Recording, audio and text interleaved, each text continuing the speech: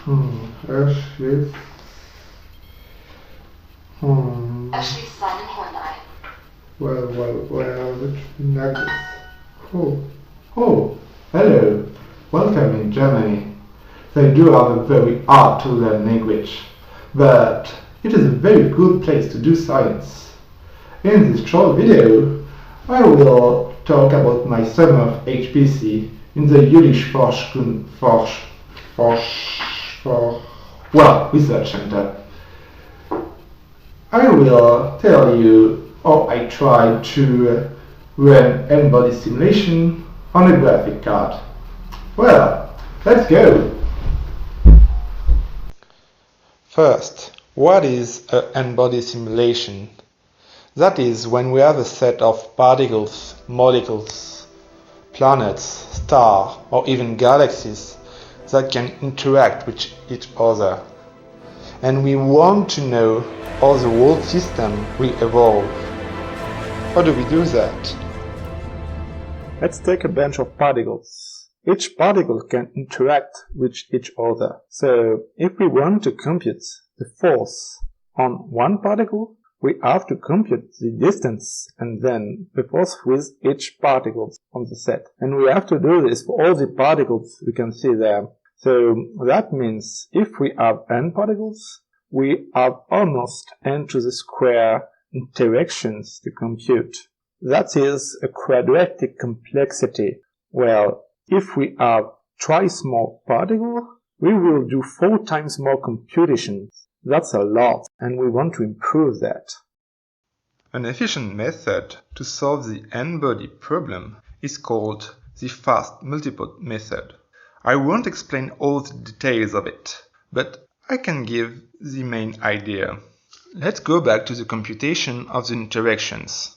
If we take 2 groups of particles that are far away, we can see that the interactions look the same.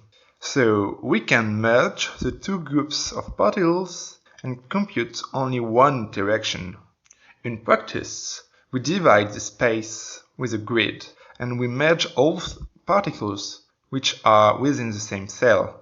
We can also do it recursively and merge cells themselves. By doing this, we have a tree structure. After that, we compute the interactions at the appropriate tree level.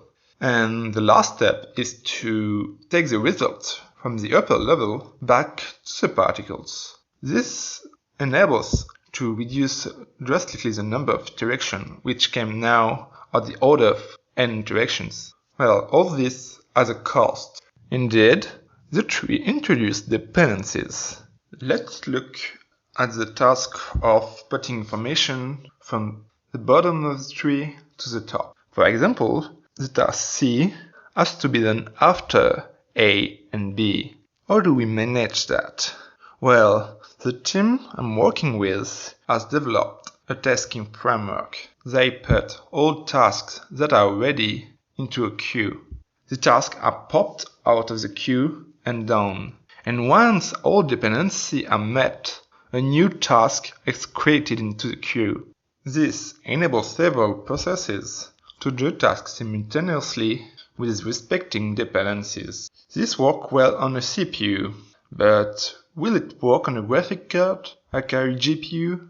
That is not sure at all, because CPU and GPU are very different. You can think of a CPU as a barbaric army, with only a few soldiers that can act individually.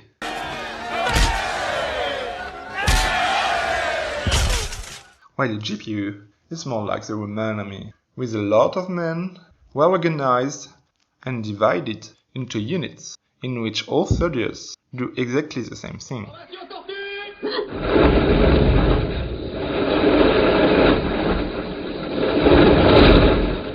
During the summer, I worked on a non-optimized version of the GPU tasking.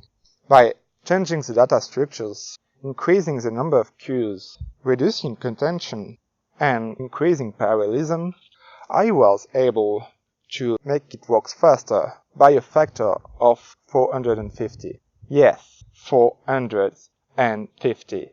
That was very exciting. Well, this is the end of the video. Thank you for watching. Tschüss!